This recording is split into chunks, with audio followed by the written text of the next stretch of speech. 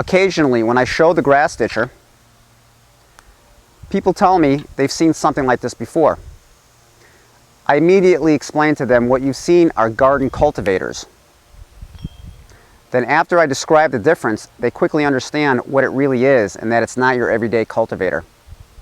So I thought I would create this video to demonstrate the difference between garden cultivators and the grass stitcher. When you quickly look at both tools, you will find some visual similarities. They both have a handle attached to a head with points. But if you look closer, you will find they are not designed and built the same.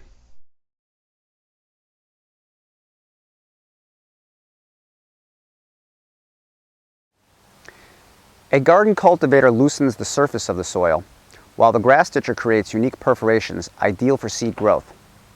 Let me show you why you should use the grass stitcher to plant grass and flower seeds instead of a garden cultivator. The slicing action of a garden cultivator crumbles and loosens the surface of the soil. When you roll a grass stitcher over the soil, it perforates and mounds the soil. The unique patent-pending wheels create distinctively large holes with loose soil around the rim of each hole.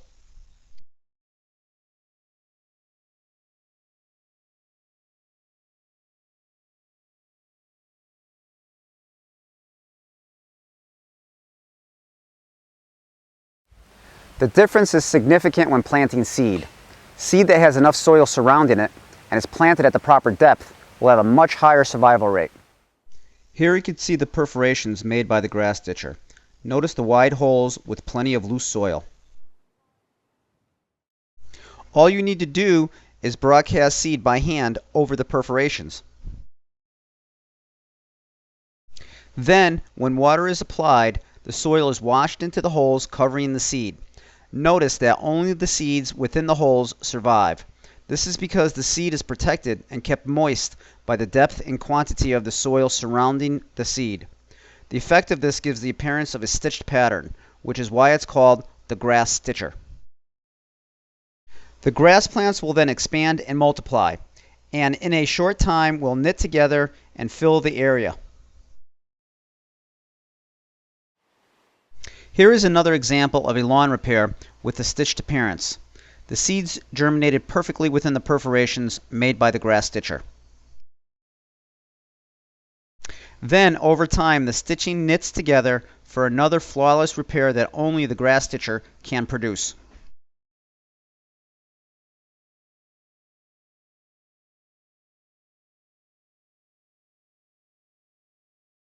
A garden cultivator does not have the leverage to make comparable holes. It has a straight shaft requiring arm and back muscles that will waste more than half of your exerted energy.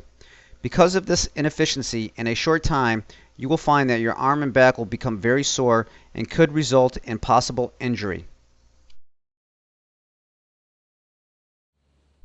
The size, depth, and amount of loose soil are greatly reduced with a garden cultivator because of the narrow tines and the limiting action of the tines. The tines work like scissors, so the depth is limited to the intersection of the tines. The ergonomic handle of the grass stitcher delivers 100% of the applied force in a downward direction to easily achieve the correct depth every time by using either your leg muscles or your body weight. There is no need to use arm or back muscles. When you apply this concentrated force, the wheels are able to sink to the correct depth with no problem.